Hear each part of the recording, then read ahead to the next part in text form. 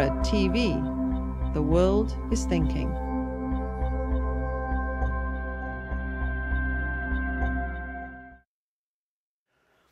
And he opened up with this question that you see on the slide. Students want to work in media, and we are critics of media. How do you negotiate that? How do you deal with that, right? And it's a wonderful question, because it does get to our role as teachers, not just as teachers of media, but in many ways, the notion that we are supposed to impart some sort of critical sensibility to a group of students who sit within a range of practical concerns, right? Some students are blessed with whatever it is, family wealth or naive academic ambitions, which we hope we crush out of them, that they may not have to actually worry about the actual practical applications and aspects of what goes on in the classroom, but the vast majority actually want to work for a living, and so this was a big challenge. And my response to him, I thought for a second, and I thought, you know what? I think that our role is that of clergy, and like clergy, we have to make them feel just guilty enough about the damage they're about to do. And if we do that, I think we've done our job. And that, of course, means imparting a critical sensibility, imparting a sense of history, a sense of harms and benefits, and at least getting them to think in a little bit deeper fashion about the damage they're about to do, or in fact, about the wonderful work they're about to do. We just can't really predict quite easily what that's going to be. Well, in my time working for and with Neil, I learned that fundamentally he was a teacher first. And while he had he made his mark in the public sphere as a critic of technology and a critic of media, he actually was much more interested in puncturing conventional wisdom, no matter where that wisdom lay or that wisdom's conventions lay. And that's really his strategy as a teacher. And I think that that's, if I've learned anything from him, I hope I've learned that. So reflecting on this notion of the digital university, I had a number of months since I was invited to give this talk to think about what that phrase means and to think about how this institution has changed over the course of the last dozen years or so since I got into it. And one of the things that I concluded was that we're actually doing rather well. We're actually fairly digitized. We may not be digitized the right ways. We may not be spending our money in the right places. We certainly have wasted a tremendous amount of money on landfills and landfills worth of devices that aren't really helping us teach or research. Nonetheless, as an industry, as a collective group, I think we have been remarkably willing to experiment in some important ways over the course of the last 12 years. That doesn't mean, again, we experiment well enough for the needs of everyone who is participating in this conference, or for the more cutting edge among us, and I'm certainly not among the cutting edge, who have envisioned some really daring research projects and some very experimental teaching techniques. We could use more of it, certainly. But even when you get to the basics, right, the sorts of digital technologies that we take for granted now, and look at the extent to which they have transformed the relationship between teachers and students, take email. Email has created, at least in my experience, and in over a dozen years, and reflecting on my own experience as a student, a real necessary intimacy with students. An intimacy that, of course, impedes on my life at 10:30 at night when I make the mistake of looking at my phone to see if I have an email and then have to respond to students. Nonetheless, there is a sense of immediacy, a sense of attachment, a sense of responsibility that for better or worse doesn't go away over the course of the day. The very notion that we even try to represent what we do in accessible digital form on our websites, again, the most pedestrian of digital projects, the most pedestrian of digital technologies, that's a recurring, an obsessive theme within higher education. Not that we make good websites, right? We make some of the worst websites in the world. Nonetheless, we're constantly worried about that, and the critical discussion actually does happen there. So I'm actually terribly optimistic about the prospects of learning the good stuff from digital experiments and being able to dampen down the negative externalities. And there are negative externalities. Another reason to believe that we're actually doing rather well is basically what we heard today, right? We heard today a lot about obstacles, about grumpy colleagues who aren't necessarily willing to give adequate credit to tremendously creative work. We heard a lot about foolish publishers who aren't necessarily in a position to make wise scholarly decisions that might actually pay off in unexpected ways, right? But also we heard about success stories, right? We heard about books that should have been published, were published, are being published in really creative and exciting ways, and in so many important ways opening up the process to public scrutiny, to peer scrutiny, and serving as a model for how others might want to go about it. We also heard about, at least in one case, a tenure case built entirely on a digital portfolio. How exciting that is. Now, certainly, it's anomalous, and it's unfortunate it's anomalous, but we have an example, and that's not something we had so long ago. When I was in graduate school more than 12 years ago, these questions were the same questions we were asking. Why can't we just route around, right? Why can't we lower the cost of distribution? Why can't we just publish stuff on the web if we ensure and certify that quality controls are built in? When I was in graduate school, I actually tried to do this. I created an online journal of jazz history, and it ran on what then passed for the web. Actually, the first couple of issues actually ran on Gopher, and then later ran in HTML. You know, and here, I mean, I had never heard the letters HTML, all of a sudden I was trying to figure out this thing.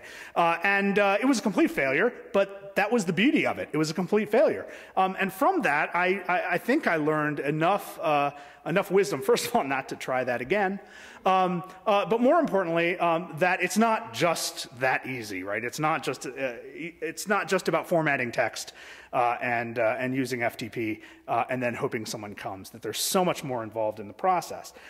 So, given that there was so much failure in those days and so much experimentation and so much energy in those days, I'm actually quite optimistic about how we're doing. Nonetheless, I have to inject a note of caution because I'm concerned that there is an underlying ideology pressing on the academy that is largely driven by austerity and commercialization, simultaneously austerity and the potential for commercialization. And that, I'm afraid, does influence how we talk about digital projects and how we talk about digital projects affecting I think first and foremost the labor questions within the academy. And as a result, I'm concerned, of course, that not all digitization efforts are worth pursuing or worth fighting for with our, our firm belief or the reputation of our careers. But you know that. The real question is, how are we going to get to the level of comfort where experimentation is not so risky, right? Where you can actually afford to fail and your career is not hampered by it. That's the real challenge here. So it's not so easy, of course, we know that, to make a career out of exciting digital projects. It's also important to remember that the pressures to digitize can come from idea systems that are not necessarily concerned with the value in the classroom or the needs of our students. So what am I arguing against? Well, two books that have come out in recent years that I have issues with. Anya Kamenetz has recently published this book, EduPunks. It's actually called DIYU, EduPunks Edupreneurs and the Coming Transformation of Higher Education. And then a year and a half ago, Jeff Jarvis's What Would Google Do? Jarvis has a chapter on the university as he sees it under a Google model. Now, you're probably familiar with Jarvis's book, and what he's basically saying is that, look, Google's doing so well that we must seek it out as a model for how we should do everything in life. And most of what he's writing, of course, is a direct appeal to management, to business management, to say, you can adopt some of the basic ethics and fundamental beliefs of Google and make a tremendous amount of money just like Google. We'll see. But basically, when he gets to the university section, he raises some fairly common and well-known criticisms of the status quo. The cost is too high. The failure rate is too high. The barriers to access in many cases are still too high. And then he points out, of course, that MIT is distributing all of their classes over the web. And jumping from there, he concludes that if universities were basically to dissolve into virtual spaces, the cost would necessarily drop, the quality would go up, and we could give up on the ritual of everyone gathering in the same room. Anya Kamenetz is not quite so reductive. She doesn't just render this sort of argument in a chapter. She actually makes a much more subtle argument. And to her credit, she takes on the function of community colleges as the primary place where educational creativity is really needed, because that is, of course, where America goes to college, and so she's wise to dodge the trap of the major research universities, especially the elite privates, which become so much of our target. Nonetheless, she basically comes to the same conclusion, that the dissolution of the institution will ultimately serve our students better and serve more students better. Now, as I said, it's not quite that simple an argument. She actually does a much better job than I'm giving her credit for in this talk, and certainly a better job than Jarvis did. Nonetheless, I want to question whether that simple answer addresses the complex questions, because I actually think there's a much bigger challenge there. All right, so here's lesson one. The university is not one thing. The university is not one thing means, of course, that what might be wise or good in a literature class is not necessarily wise or good in a physics class, and certainly not necessarily wise or good in a law class or an engineering class. That each of these elements of the university have their own challenges and their own advantages, their own successes and failures. And one of the issues I have actually with this conference, but with many conferences like it, is that it is so focused on the humanities. And of course, the humanities have a lot to focus on. The humanities serve a lot of students. Most of the students do encounter the humanities in a central way in the process of acquiring their education. And the humanities are, of course, under perhaps more acute stress and pressure than the rest of the academy. So that's a necessary consolation. Nonetheless, it's important to remember that when we talk about the challenges to publishing, when we talk about the problems with peer review, the particulars within the humanities are not necessarily the particulars within, say, engineering or the particulars within computer science. And in fact, we can learn a tremendous amount about the level of experimentation going on in those other areas. And so for a lot of reasons, it's important to remember that your problems are not their problems are not your problems, but it's essential to listen to their problems. That the university is not one thing is also true in an institutional way. Much of what we talk about takes on a generic veneer. Right, many of us teach at research universities. Many of us teach at community colleges. Many of us teach at the state universities of size and scope that lay between those two. And each of our institutions has, again, very different needs, very different roles and scopes. And so the prescriptions must differ. They really must differ, and that's an important thing to remember. So the university is multiple things along multiple vectors. Number two, the classroom is a fifth space. What I mean by that is it is not a public space. It is not a private space like a home. It's not a commercial space like a mall or a Starbucks. And it's not the state, although it may be an element of the state or an adjunct of the state. It's a fifth space. It's a space where none of the traditional obligations and societal norms of those spaces that we are familiar with in those senses apply. Different norms apply within the classroom. Different norms that we don't necessarily always interrogate as distinct. But it's important, I'll get to why this is important, but basically that fifth space is not unlike a religious space, right? A sacred space. And think about the varieties of religious spaces. The varieties of religious spaces. So there are religious spaces like this one, right? People sitting in rows where one person stands up and maybe speaks in Latin, maybe speaks in tongues, maybe speaks in English, maybe speaks in Spanish, and you listen, right? That happens. That's one variety. There are also varieties of sacred spaces in which one person talks to another, where there is an assumption of trust, of deep trust. There are religious spaces in which groups of 4, 5, 8 people get together and talk in a circle. There are sacred spaces in which large numbers gather and perform services without the usual intellectual give and take or even ritual give and take. But merely by being in the same space and doing good work for the world, they encounter and live through their sacred concerns. Again, all of that is true of the university as well. So the university's diversity within it is very much in line with the level of diversity of sacred spaces. It's also important to remember that when I say the classroom is a sacred space or should be a sacred space, that's not an accident. The university itself arose from sacred spaces, right? The universities are essentially cousins to the monastery, at least in a European sense. And around the world, universities arose through versions of monasteries, whether they were Buddhist or Islamic monasteries. That's where the scholars gathered. That's where students would gather to receive knowledge and become scholars later.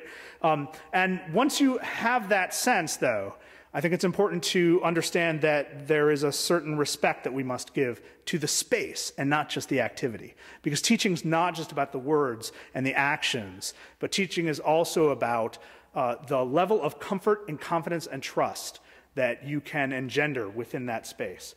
The third lesson is that, of course, the classroom is a place to experiment. Now, this actually isn't alien from the notion of sacred space either. There actually is a tremendous amount of experimentation that happens within sacred spaces. Of course, it happens within limits of traditions. But within sacred spaces, there is a lot of give and take. There is a lot of debate. There are ways that people playing the role of teacher within sacred spaces try new rhetorical moves to connect with their constituents. And of course, we gather here today to value experimentation in all its forms. Nonetheless, the classroom is a place for tradition and ritual, and there is great value in tradition and ritual. To maintain tradition and ritual is to maintain bonds across age groups. To value tradition and ritual is to maintain some sort of cohesiveness across the diversity of educational experiences, to the point where to say one is educated in the United States and to say one is educated in Switzerland can mean approximately the same thing as a marker of ascension within society and within the economy. And that actually helps the economy work better and helps society work better, to have those sort of standards of achievement serves great social value. And to actually maintain standards of achievement, there has to be some sort of consistency. A classroom in Switzerland should look and feel like a classroom in the United States for there to be a clearly understood connection between the two. The fifth lesson is that teachers are performers and thus liars, right? And by this I mean teachers have to be in a position to say things they don't really believe. I do it all the time. I might be doing it now. You wouldn't know, right? But you know, you do it because you see that moment when puncturing conventional wisdom or puncturing an odd thought, even if it's one you hold, has educational value. So I'll give you one example. I taught for a year at the University of Wisconsin.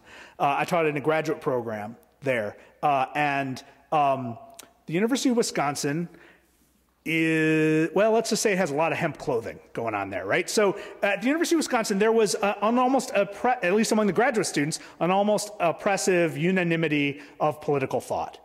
And this was 2001, 2002. It was political thought that I happened to share for the most part, but I thought, I was teaching a class on globalization. And the last thing I wanted was 2 years after the uprising in Seattle for everyone in that room to enter and walk away from my class thinking, believing the same thing. I wanted them to check their own beliefs. I wanted to challenge them. So I spent the entire semester as a free market fundamentalist. I spent the entire semester defending Walmart, defending Starbucks, railing against free trade coffee, everything I could do to mess with these students, to shake them up, to challenge them, to get them to rethink what I already believed. And I hope I succeeded. Some of them were actually bitter about my approach for some time. and they weren't really sure what to make of me, but that was very helpful too, keeping them off guard. I was lying to them the entire time about my own beliefs. That becomes increasingly difficult as we get more exposed and more public, which is a subject I'm going to address in a couple of minutes more explicitly. But these days, largely because of my tweets and my blogs, nobody mistakes my political positions, and I can't really play that game quite so well anymore. And one of the real limitations I have as a teacher now is that I'm on the record so clearly about so many of the issues that I teach. For instance, copyright, right? If I'm teaching about copyright and I'm walking through a controversy, and I'm trying to sincerely explain and defend the other side, I find that my students don't really buy my attempt at sincerity, right? I'm an exposed actor. I'm an unsuccessful liar in that sense, and thus I think a poorer teacher as a result. It's also important to remember that teaching is not about delivering information. I think this is where Jarvis goes wrong most fundamentally, because he's looking for methods of dissemination as the marker of teaching, right? So it is the YouTube video. It is the iTunes U video.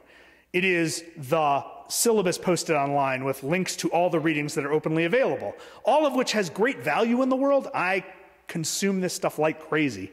I have learned a tremendous amount from all of these open experiments in teaching. I've sort of sat in on classes I should have taken in college, like statistics, and I almost think I understand it. And as a result, we can all feel that we know more, but that's not the same as being educated, because to be educated, of course, means being involved in the give and take, establishing a relationship with the instructor, all of which is possible in a digital environment, but much different, and I'll get to that in a minute as well. But really, we have to remember that dissemination of information is a necessary but insufficient part of teaching. The curation and selection of information, just the same. And I included this lesson largely because I've encountered one kind of annoying theme of resistance among my colleagues over the last 12 years.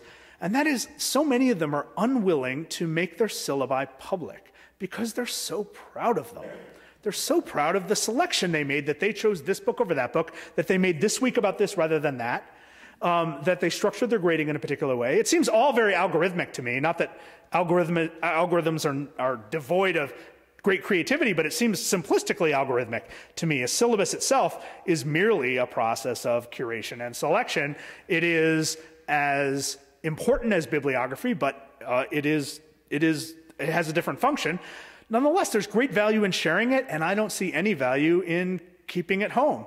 And yet, many of my colleagues consider this such a valuable part of their teaching that this is where their work went.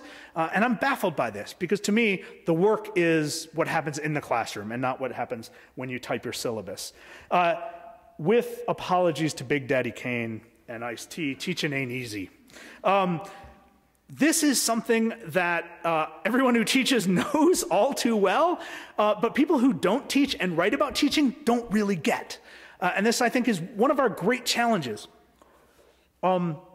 Very few of us are effective teachers day one, year one, decade one, right? And many of us are like effective for maybe a day, and then the downhill slope starts, you know? But teaching actually requires a lot of self-learning as well. I don't think I'm as good a teacher as I was 5 years ago, actually, but I don't think I'm pretty sure that in 5 years I will be better than I am today. I mean, we have good years and bad years, and we play around with different methods. But fundamentally, you have to be a modest person to check yourself and ultimately teach effectively in any sort of environment. Now, teaching is not quite a public act. In fact, I made the point that the classroom is not a public space. But teaching has a public obligation because the externalities resonate throughout the public. You're doing it not just for the people sitting in front of you, but you're doing it so that the people sitting in front of you become wiser, more effective, more helpful members of the society in which you live, or the planet on which you live. That's fundamentally why we teach. And so it is public. And this is why I think that we should boldly endorse all sorts of different open platforms. I have to say that in recent months, as my faculty at the University of Virginia has considered adopting an open access policy based on the Sterling model at Harvard and MIT, there was a tremendous amount of resistance among some members of my faculty. I'm sorry to say, almost exclusively the humanities faculty. The science faculty are totally down with this. They've been living with the idea of openness and basically and their contribution as public service for almost a decade now. But the humanities faculty was some important members of the humanities faculty were deeply concerned about the financial health of the journals that they are either on the editorial board of or contribute regularly to. And so within the debate, I lied a bit and told them that they needn't worry. There is no real financial threat to their journals with open access publishing. I actually believe there is, and I think it's a good thing. I think that this is one of those cases where the structure of journal distribution right now is not just a financial liability to the universities, but it's basically an ethical offense for the very reason that we are supposed to be using the public's money wisely, and we are supposed to be serving the public broadly, and we're supposed to be, if not overtly justifying our work, but at least giving people an opportunity to harass us, hammer at us, or appreciate us. And we don't even do that when we insist on hiding our work behind expensive cloaks. And that's essentially what we've been doing. Now, one of the things I've discovered in my handful of experiments teaching online is that I'm really bad at it. And in my discussions with other people who've tried it, they're really bad at it. I have found a number of people who are really good at it, and I admire them greatly. Now, as difficult as teaching in a classroom is, it's been my experience, and you might back me up on this, that teaching online is much harder than teaching in real life. And so as we are either pressured to teach online or jump into it enthusiastically for the sake of public service, we have to remember that the skills are not translatable and that you essentially have to relearn much of what you do. Teaching online certainly works better for some subjects than others. I don't have a list. I have never seen anyone do a decent study of which subjects work better online and which do not. I'm not sure there is a way to measure it, but I think it's fairly clear that certain subjects would translate better to that sort of training that is sort of easier to do online. The more deliberative subjects, the more conversational subjects perhaps don't work. That's merely my guess. Again, we need a tremendous amount of work done on this if we're going to expand our methods of teaching online. The wrong reason to teach online is because administrators think there's going to be a payoff. The right reason to teach online is to reach students who can't reach you. That's the justification. I used to say that online education has its place, and that place is Alaska. But actually, it goes way beyond that.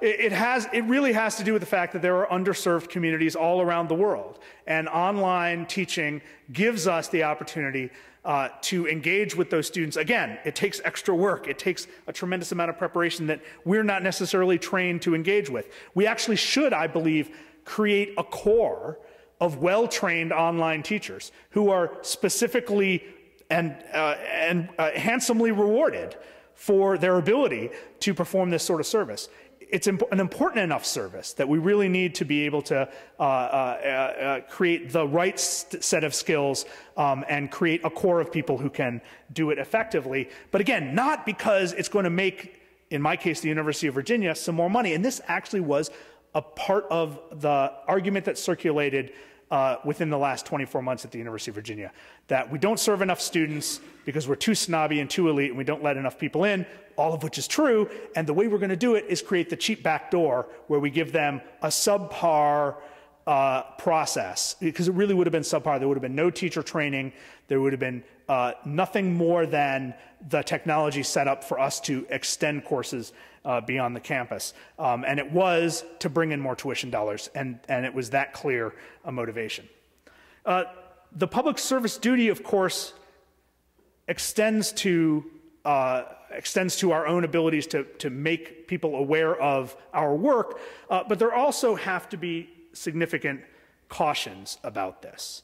And I've had this conversation with a number of people at my campus because there's a strong move to get us to record our classes in almost every format and distribute them on iTunes U because, as I've been told quite overtly, it makes the university look good. It makes the university look kind of bad that Stanford does it and MIT does it and UVA doesn't really do it that well. To me, that's not a good enough reason. And there are some serious concerns I have. For one thing, that performance idea, right? That idea that I lie in class, right? I don't necessarily think that all teachers, should have their words and decisions displayed for something close to eternity, for something close to a universal audience, because those moments can be misconstrued, and teachers can suffer if their classroom tactics are misconstrued as some sort of pronouncement of truth. So that's one big hazard. The other big hazard is that students speak in class. And it's very important to remember that students should not be trapped in, students should not have their words trapped forever and also be misconstrued. The classroom is the sort of place where you should be able to make mistakes, where you should be able to try on ideas for size and see how they work, and maybe discard them. Maybe discard them the next day when challenged by another student, maybe discard them in 10 years as your situation in life changes and you realize you were mistaken about whatever you believed when you were 20. Those are important things about education, and we lose them, or at least we threaten them, when we focus on capturing every moment and publicizing every moment. It also concerns me that the motive for the publicity behind the distribution of online lectures is often just publicity, and in the case of many professors, just vanity. And I think that's a very unhealthy process. When you talk to professors who are very successful online lecturers, and I hand it to them because they are great performers, often what you hear is, the interest is very high, my audience is huge. Not necessarily that the students sitting in front of me were better served by this process. They may or may not have been, but that's not what we test. We test whether we made each other famous. And I think that that's a very unhealthy idea to inject into the educational mission.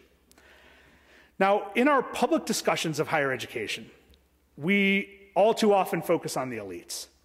We all too often focus on the handful of schools that cost $50,000 a year. Not just the Ivy League, but beyond the Ivy League, right? Because we are told again and again and again that this is college. We're told it through popular culture, right? There are more movies about Harvard and Dartmouth, in the case of Animal House, than there are about just about any other institution. But basically, look, the entire Ivy League has 59,600 students. Any idea how many students CUNY has as a system? Yeah, right. It's about, I think the number I saw was 259,000, right? I mean, remarkable difference. Miami-Dade College, 160,000 in Miami-Dade College. Miami-Dade College matters in this world. The Ivy League doesn't actually matter, unless you're president, right? Because then everyone around you went to the Ivy League. But really, it doesn't matter. What really matters is the fact that we are not serving the students who need Miami-Dade College. And right now, Miami-Dade College is overflowing. They don't have enough chairs for the students who are enrolling. Even though it's an open admissions system, they're turning students away not because of qualifications, but just because they are completely full. At the same time, they're laying off faculty, right? They're cutting down the number of classes they can offer at the very moment that all of these unemployed and underemployed people desperately need their services.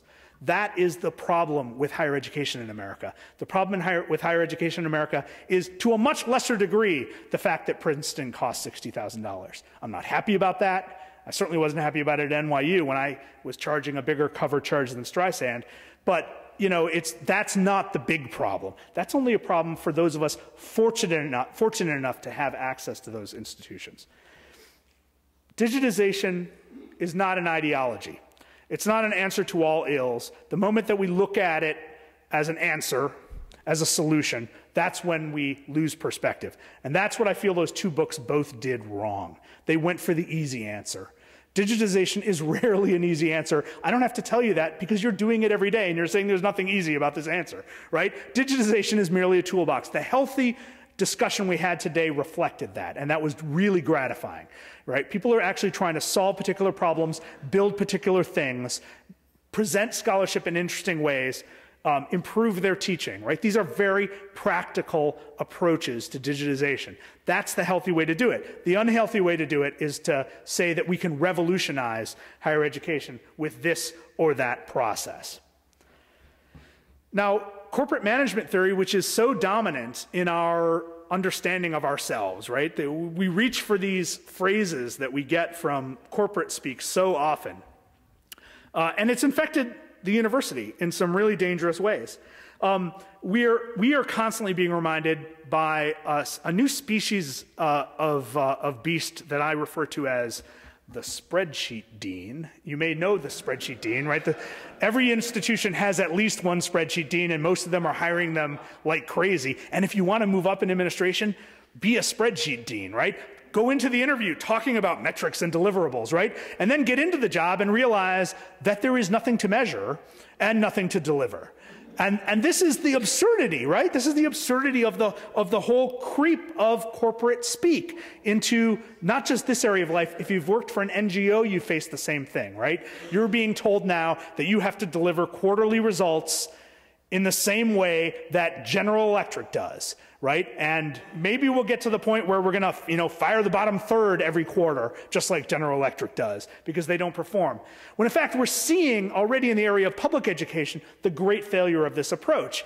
After basically 7 years of floundering, failure, and cheating, with this notion of measuring everything about student behavior and then trying to reward teachers based on things they cannot control, like whether children have parents at home, like whether children can afford lunch and breakfast. Those are things teachers cannot control, yet we're expecting them at the K through 12 level to be paid based on, for the most part, whether these children got breakfast in the morning. Because that is one of course, the greatest indicators of scholastic performance. And teachers who are lucky enough to teach students who got breakfast get much better scores, right? That's what we're seeing over and over again. That's why we are systematically dismantling that system in various parts of the country and to some degree from the federal government on down. That notion, though, is creeping into higher education. We've seen commission after commission after commission address the dropout problem, right? The problem of unprepared students, the problem of the fact that we don't necessarily seem to be delivering the skills that the job market wants. When in fact, we're doing a pretty good job anecdotally. We seem to have more people knocking at the door of almost all of our institutions than we can serve. Demand is high, it's supply that is low, right? We can all do a better job if we were better supported and better funded, but we can't be measured by these same metrics, and we can't deliver these deliverables for the simple reason that teaching at Miami-Dade College is so much harder than teaching at the University of Virginia. My deliverables will be super. Most of my students are going to be very rich. Some of them will be in Congress. Many will be indicted after that. But the important thing is that it's easy for me. I can just sit up there and roll, and my students will excel. They'll write down everything. They'll write down everything again on the test. They've been doing it their whole lives. They've been trained into this system. They've been thoroughly acculturated, and I win. The people who teach at Miami-Dade College, they don't get that kind of advantage. Now, digital tools help us, though. Even though we can't measure what we do, even though the very diversity of our industry prevents adequate measuring of what we do, we can show. And what we saw today in many ways was the value of digital scholarship as display, as justification. Not for the purpose of justification, let's not be that crass, but the beauty of well-designed digital scholarship is that it is so much easier to have Thanksgiving dinner with that uncle who doesn't quite understand what you do for a living, right? Because then you can actually show that here's a project that has a visual display in addition to a textual display. Here's a project that links to a data set that has a variety of different uses. And even if said uncle doesn't really follow every issue and probably wouldn't, at least said uncle can see that there's work there. And that matters. That matters not just because it makes Thanksgiving easier, but because then there's a lot less cynicism about our industry and a lot less cynicism about our business. And believe me, that's one of the most corrosive factors of our role in society, is the fact that people don't think we work, right? Because the work we do is invisible. The one thing I hear consistently from people who work in development at various universities, and mostly people who work in government affairs at universities, is they tell me, and they tell, not just me, because I'm not the only one, don't mow your lawn on Thursday, right? Don't wear shorts and work when you work at home, because people will suspect that you don't work, right? And that's because to so many of us, the work we do seems invisible. This is a great opportunity, and I think institutions are starting to figure that out, that the work we can display and we can link to and we can distribute can go a long way to justify the great boon and public funding that we do get. A note of caution, though, as we engage with the digital, as we start to rethink the question of authority, as we start to undermine or challenge the figure of the gatekeeper, let's not just swap them out. Let's not make Google's PageRank algorithm the new arbiter of what is good and beautiful and true in the world. That's not a good trade, really. If you have a problem with a council of old men deciding whether this is valuable and that is not, then you should have a much bigger problem with an opaque black box where the rules change every week, where the most current change in these rules of what is important and what is true is hyperlocalization and personalization, to the point where my search results will not be John Walensky's search results, because we live on opposite coasts and because we've expressed different interests in our search histories. When that becomes true, the notion that you can go to Google Scholar or Google Book Search and search for information about a particular thing and expect John and me to get similar results that are supposed to reflect relevance, whatever that means, to Google is very unlikely. It's very unlikely to happen. And in fact, just as an experiment, next time you have a research question, go to Google Book Search and type in a general query for that research. And hopefully it's something you already know about, and you already know the bibliography, the appropriate bibliography, and tell me if what you get in the first page of results adequately reflects the scholarly consensus of quality.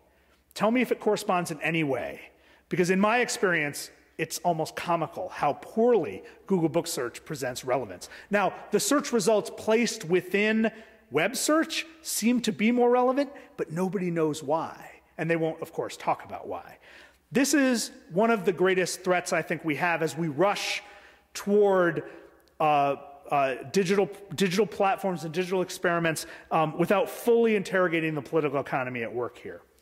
We also want to make sure that we don't just relinquish authority to the idea of crowdsourcing and tagging. While there's, again, great value in that sort of folksonomic process, it may not actually answer all the questions that we want. We have to figure out a way, as Josh explained today in his talk about libraries, we have to figure out a way to make these systems talk to each other and with each other and perhaps influence each other more heavily. That's, of course, a long-term project. But I don't think we should just immediately think that this algorithmic process of knowledge judgment is the answer. We also shouldn't get so despaired that we consider what we're doing to be a revolution. That's not the right way to think about what we're doing, because I think, as I've made clear, we're actually doing a whole lot right.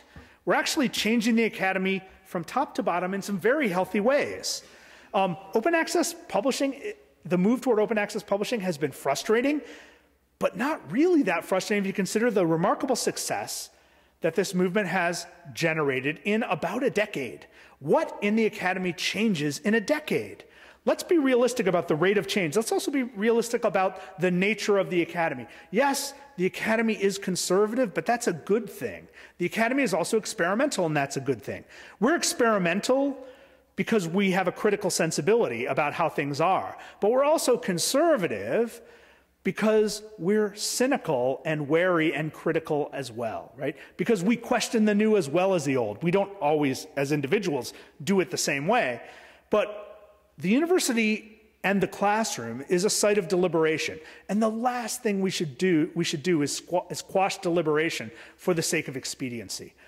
Everything else in the world is about expediency. Let's be different. We are a fifth space. We are the space that doesn't have to meet deadlines all that often, except, of course, grading deadlines, which are most important. But what a gift that is. What a gift that is not to have our productivity measured quite so oppressively. Our productivity is measured, and sometimes we suffer the consequences of arbitrary judgment. And that's something we need to work on in its own right. But really, compared to the rest of the working world, we get to think. We get to deliberate. In fact, the greatest problem with the academy is that we've been squeezing out that time over the past 2 decades, 3 decades. We've been accelerating our productivity and then paying the price by ratcheting up our expectations of productivity while our rewards are going down as a labor force. Now, here's my one real moral commandment. Don't pander. Don't pander to the assumed interest and needs of your students, because the assumed interest and needs of your students might actually be changing under your feet, and they might actually be very different year to year or semester to semester. Let's not make decisions based on the fact that we assume that, to take one example, young people won't read books, when in fact, they will read books. They do read books if I tell them to. And that's not actually that oppressive. That's not actually that's actually the sort of thing that when they're 40, they will wish they did more of, right? They'll say, boy, I wish I had time to read a book. I wish I had time to read the equivalent of 300 pages, whether it's that amount of text or actual pages. Nonetheless, right, the luxury to think slowly and read systematically over the course of a day or 2 or 5, that's a rare and special privilege that people who are students in the classroom and people who are scholars in the classroom have. The rest of the world is too busy to do that. Let's not make policy decisions, technological decisions, educational decisions based on a caricature of what we think our students want, because the moment we start seeing them as consumers, not that that hasn't already happened, we surrender the greatest advantage we have and the real reason that we chose this calling. Almost all of the problems we heard today can be explained by the fact that we have suffered for 30 years a steady disinvestment of public commitment to higher education in this country. Almost every single one can be explained by the heightened competition for resources, the anxieties we hear about tenure and promotion, the anxieties we hear about the job market itself, the anxieties we hear about publishing, the anxieties that we hear about the increased power of commercial journal publishers. All of these are explained by the fact that not enough money is going into the pot. And so we are becoming necessarily vicious as we compete for this money. That is one of the great tragedies of this country, because of course we know that many of the great successes of this country are the direct result of massive investment in higher education in the preceding 30 years. We are living off the exhaust fumes of that investment right now. All of these problems are fundamentally political.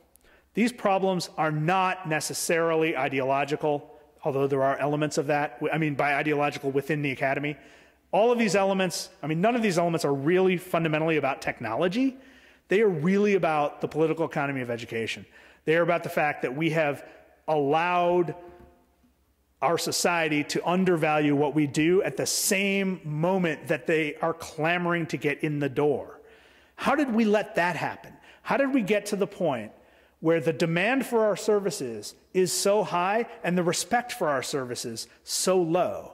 How did we let this amazing other way of working and being and thinking in the world degrade to just another market transaction? We let it happen because we went along with the flow of the rest of society. Basically, the rest of society has given up on the idea that the public can benefit from public investment, right? The idea of the public investing in something for the long run is almost absurd. To have that conversation for most of the time over the last 30 years was to be laughed out, right? We were always looking for market solutions to what were fundamentally not market problems, or were in fact market failures, right? Cap and trade, right? The problem is we're too afraid to tax carbon. So we have to come up with this elaborate system that simulates a market because that's going to be more efficient. It may not actually work, and fundamentally it misses the point. Now, what I mean by public failure is the intentional degradation of public institutions such that they must fail, and fail spectacularly. When that happens, the conversation turns to the fact that they necessarily failed. They failed by design because they are public, not because they were designed poorly or underfunded. They failed because they were public. Let me give you one tragic and painful example. After Hurricane Katrina, when those who were charged with saving lives and alleviating pain could not deliver water to New Orleans, Walmart did. Because Walmart, of course, has an elaborate system for delivering things. That's what they do, and they do it better than anybody. The lesson we learned from that was not necessarily, maybe those of us in this room learned a different lesson, but the country seemed to have learned that maybe it wasn't the business of the government to deliver water. Maybe it is the business of Walmart. Now, thank goodness Walmart was there because it saved hundreds, maybe thousands of lives. Thank goodness we don't live in a world where no one was willing to deliver that water. And Walmart certainly deserves our praise because it did benefit in a way from our praise, but fundamentally it did so because people needed water, and that occasionally happens. But we've entered a situation now in which, because we have created so many public failures, we rely on these rare and special moments of corporate responsibility to take care of important things in the world. So in the absence of a decent community college system in this country, we're relying on the spectacular success of the University of Phoenix to somehow fill that need. Well, I'm sort of agnostic at this point on how well the University of Phoenix fills that need, but I do think it's tragic that it fills that need because we basically chose to shut the doors on the most important and powerful instrument for social mobility in this country. Now, much of my talk has been motivated by this grumpy old man. I kind of made the mistake 2 summers ago of reading everything I could find by this guy, Thorstein Veblen, and I was in a bad mood. And I actually did this intentionally because my thought about Google, I was writing a book about Google, and I was trying to find a way to view Google and make sense of Google, and I actually asked this question: what would Veblen do? What would Veblen think about Google? Right? Now, we know Veblen best from A Theory of the Leisure Class, 1899, in which he introduced the notion of a particular style of economics that focuses on institutions and institutional players, and made us aware of the fact that institutions play macro roles within the economy, a notion that since the 1950s has pretty much been taken out of the study of economics, but it's still lively in the study of sociology and in the study of political science. We know that institutions matter. We see it every day. But Veblen reminded us that there are big actors, and big actors have exorbitant power within an economy and a political system. But there's 2 more books that I find really important to this discussion. In 1917, Veblen wrote a book about higher education. Veblen had been fired by some of the finest institutions in this country. He was not only one of the worst teachers this country has ever seen, I mean, he was like almost as bad a teacher as John Dewey, if you can believe it. And Dewey was a really bad teacher, by the way. He had a lot of good thoughts about teaching. He wasn't so good a teacher. Veblen, plus Veblen like messed around with his colleagues' wives. It was a bad scene, right? Really unruly, not a role model for a professional trajectory by any means. So he was pretty bitter about how things were going, but he also was in higher education at a moment of great transformation, when the notion of a state university system was catching fire at the same time in most of the Midwest. So he spent a significant amount of time, for instance, at the University of Missouri, where he saw the dual role of the University of Missouri arise in some troublesome ways, to him anyway. The notion that the University of Missouri would simultaneously serve the needs of scientific farming and serve the needs of the emerging bourgeoisie within Missouri. To him, that made no sense. And so his great criticism was of this, this move toward the practical. He, of course, believed greatly in the German model of a research university. And so in that case, I think Veblen is completely off his rocker, right? He's not necessarily concerned about the value that education can play in the role of people who weren't already blessed with the time and the skills to succeed. And then his second to last book of his life from 1919, Engineers and the Price System, is not only a ridiculous book, but it explains so much, because at that point, by 1919, he's so frustrated with the notion that we as citizens can get together and make important decisions about divvying up resources in society. He's so cynical. He's seen the Wilson administration do everything wrong from his point of view, even as he worked within it. He's seen World War I, ruin Europe for no good reason at all. And at that point, he figures out, you know what? There's one class of people who are just disinterested in, this class is just disinterested enough and just smart enough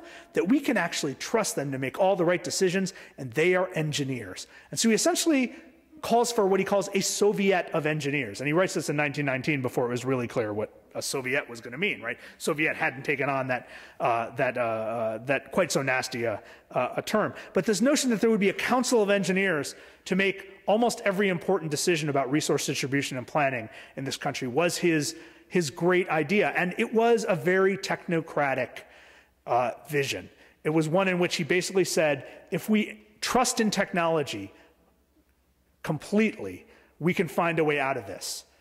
It wasn't so much trusting in the scientific method the way that Dewey wanted, but really trusting in people who want to build things and solving little problems incrementally, which is, of course, exactly how Google works. That's one of the reasons I found it so valuable in examining Google. But these three periods in Veblen's life explain so much about how we have gone wrong in higher education.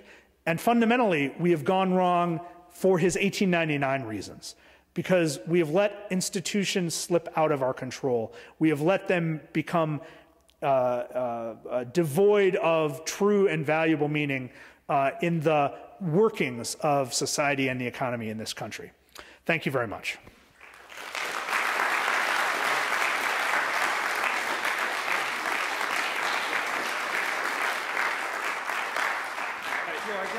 A little bit of time. We're going to take some questions, and we'll maybe do it a little informally. What we need to do, because we're recording this, is, folks, there's two microphones, and you need to come and ask the question into the mic so it can be on the recording. So feel free to come up and ask the first question. Identify yourself, please. Yes. My name is Yannis Zeligakis. I'm a PhD in physics from a top 10 university, and now I also teach economics at the Henry George School, which puts a high emphasis on the management of resources and land and how that value has to go back to the community because it's created by the community. Now, as far as universities, don't you think that the universities undervalue the service they give?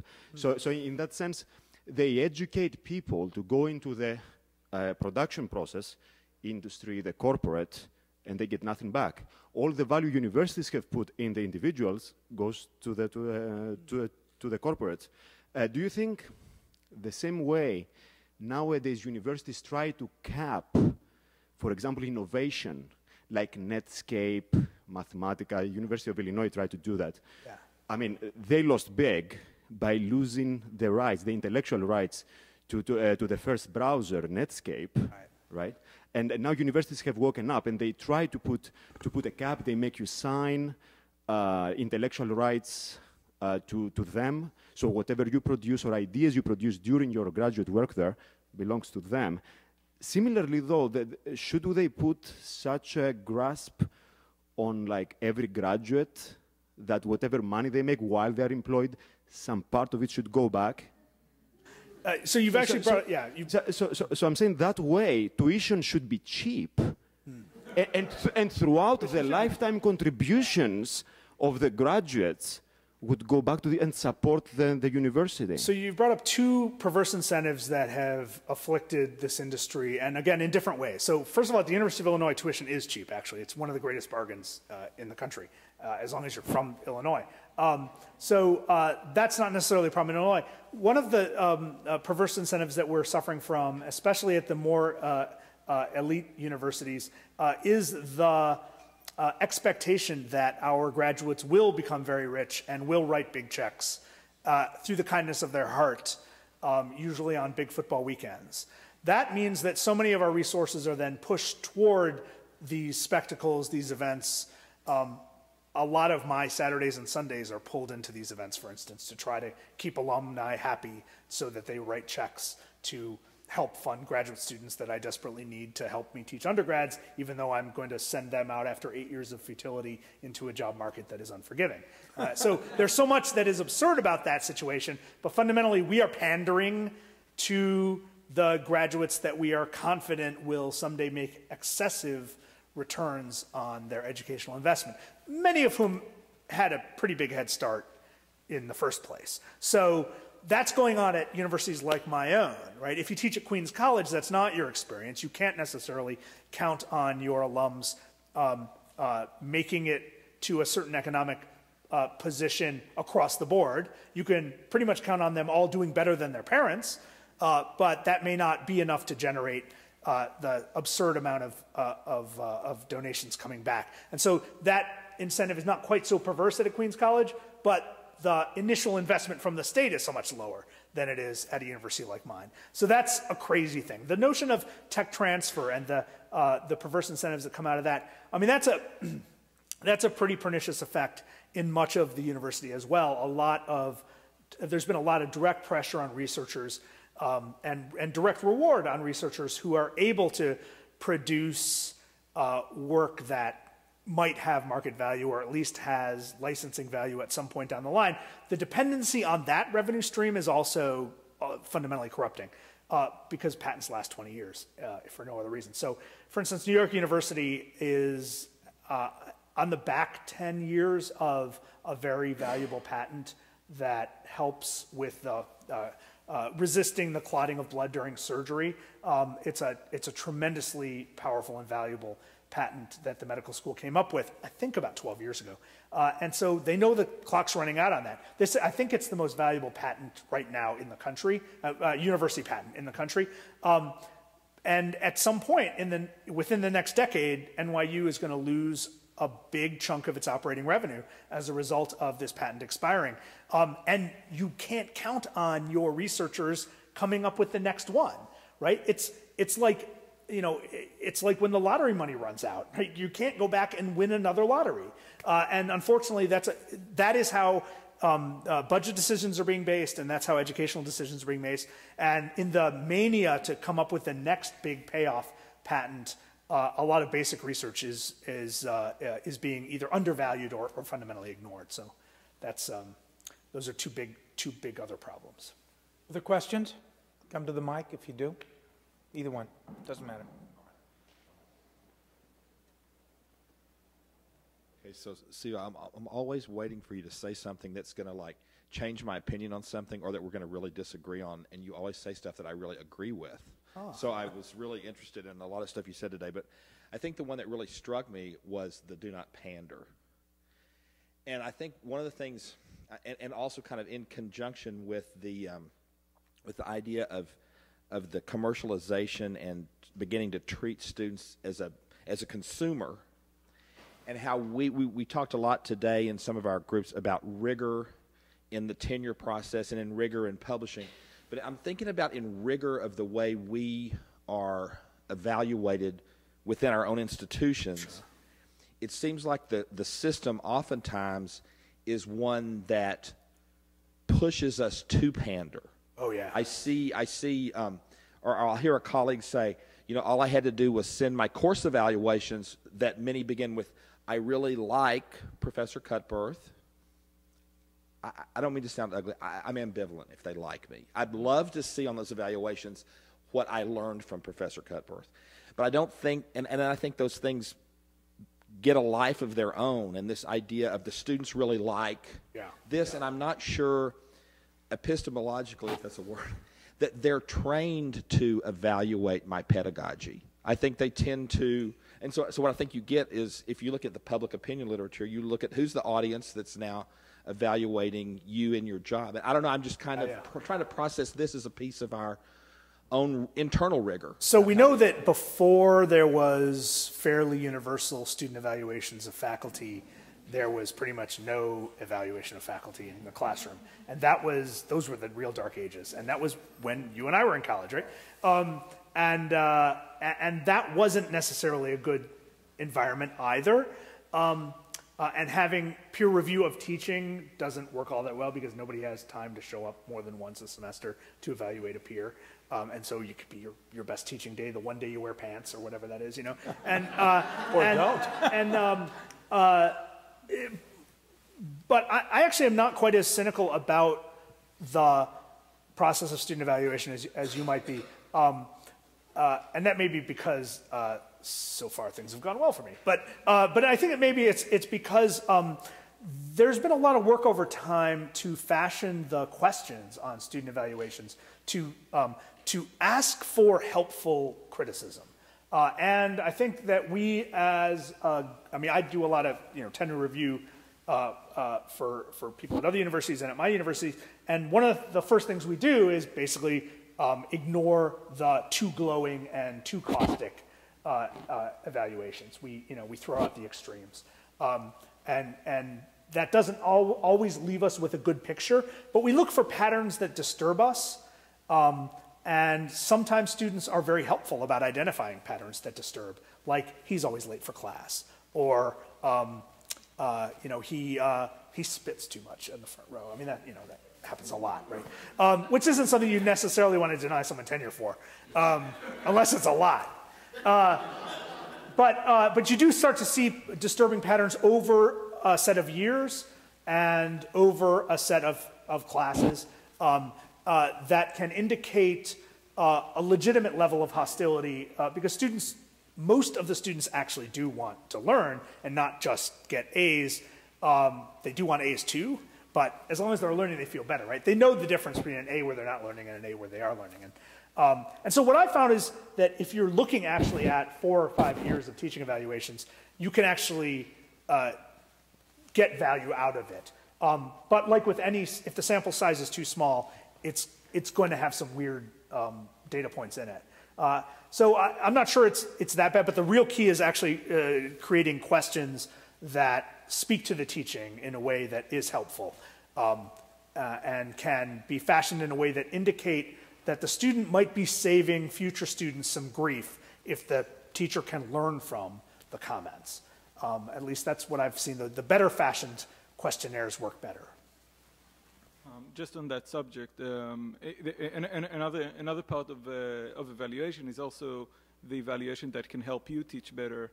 And in that sense, if you're giving midterm grades to your students, try to get them to give you midterm evaluations with questions that you have defined, which is what I'm doing with my students. And then I'm asking the same questions at the end of the semester, hoping that I made some progress there. But my question, I'm Mushon Zeraviv from Parsons and NYU MCC. And my question is, I'm also in agreement with a lot of the things that you're saying, but at the same time, I also know that knowledge is not only being produced and disseminated in the university, so we're not really in control, and we are actually in competition with the market. And in that sense, hyper-personalization is happening outside of the university, and people are getting their image of the world. And at the same time, and then when Google is coming to the university and saying, we'll give you email, which I think is horrible, I can really understand why the university would say yes. Sure, it's hard to say no. So how do we need to act there, at least politically. Right. And do you have any tips? Yeah, well, for so that? two really good models for enhancing the flow between the private sector and universities. One was Bell Labs, the sort of legendary Bell Labs, where academics would cycle in and out over the course of time. People like Richard Feynman would work there for a while, and the people who worked there as a career were highly trained in the academy.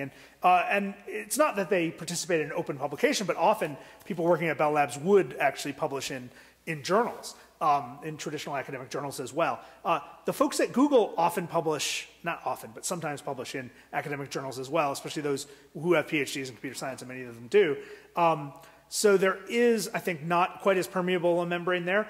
But you have institutions like Microsoft Research, which is separate enough from the corporate activities of Microsoft to produce some really interesting work that also is sort of displayed at universities and shared with academics, and they hire postdocs from academic institutions as well. So there are ways that we can take advantage of the surplus that so many of these successful companies have. Like the Microsoft and Google have enough of a surplus, as Bell did in its day, to sponsor work for which there is no immediate payoff for the company. That's a nice thing. We just want to make sure that that's not the only place that really exciting research is going on. Culturally, it's also important to remember that the way we've set up universities is tremendously successful for all of its sort of maddening aspects as well. One of my retorts to Jarvis, in the sense that he looks at Google's success and says, let's dismantle the university, is to say, but Google built itself based on the academy, right? The very notion of PageRank is based on citation analysis. And both of the founders were faculty kids, right? And as we know, children of faculty can be pretty weird. And they're special animals as well. I'm one and I have one, so I have some experience about that. And they set up their Mountain View campus, as so many high-tech industries do, because people like the flow of information that goes on there, the social contexts that go on, the volleyball games that go on, the sort of things that we're able to do on the most. Of course, they almost all went to Stanford or Berkeley and had a great time playing volleyball anyway all year, so that's different. But so in other words, the academic model has actually succeeded so well that sometimes we forget that. And I think one of the big lessons we have to remember is let's be bold about what we do right. Like when we like Kathleen's experiments with publishing. First of all, her frustration with her first book, which ended up being a tremendous success intellectually, if not in terms of sales, and now her second book, which will be a tremendous success in both ways. That's the sort of thing we should be bragging about and not wringing our hands over. We don't necessarily have to say this indicts the status quo. We can say, look, we moved the status quo, or at least Kathleen did, because she did a really good job. We should really be bolder about the stuff that works. And a lot of what we do in the academy actually works. I'm going to use the privilege of the chair to ask a question. In thinking about your presentation, which I found incredibly challenging, it strikes me that the question we posed implicitly with this conference, is the university moving towards something more digital, was not necessarily the right question. It was a secondary question in the way you presented it, but the primary question was, are we sort of living up to the larger expectations and possibilities of the university as an entity, as a system?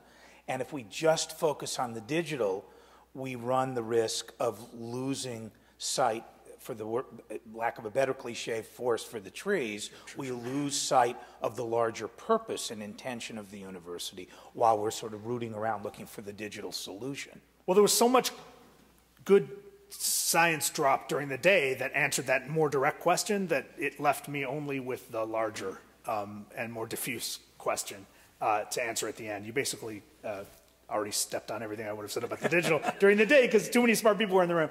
But so that was one thing. But the other thing is, but I think we all knew that. I mean, in some way I knew that telling you that approaching digital experimentation pragmatically rather than ideologically was much more rewarding and fulfilling. That's something you know already if you're doing that kind of work, right? You know that you just can't digitize everything and expect the world to be better or your job to be better. You know that's not going to work because you've tried a variety of things and seen how hard it can be. And I think that's one of the big things we learned today from all the sessions is that all of this work is hard. It's not just that teaching is hard.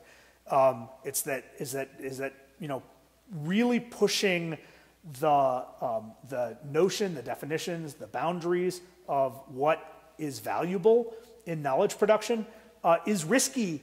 And again, we should not only be bold, but we should accept that risk. We should know that sometimes careers are going to be washed up on the shore because it was a little bit too risky or a little bit too early. That's the unfortunate price we pay when we try to experiment rather boldly, but that shouldn't stop us from experimenting boldly.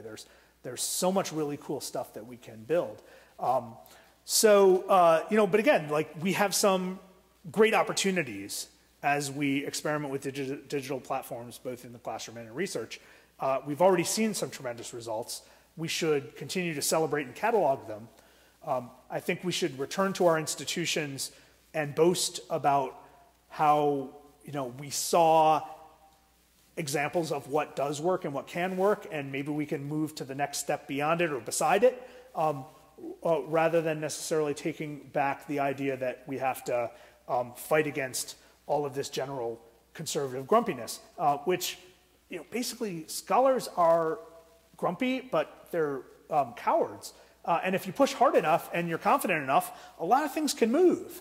And I'm fairly confident, I've already seen it in the short time I've been in this profession, how much has changed, mostly for the better. The stuff that has not changed for the better has been that larger political economy of higher education. It seems like a perfect place to stop. Let us thank our keynote speakers, Siva Vaidya and Nathan. Thank you. And thanks to you for a very inspiring and exhausting day. I think we did a lot of good work, and there's a lot to build on from this. Thanks to everybody for coming.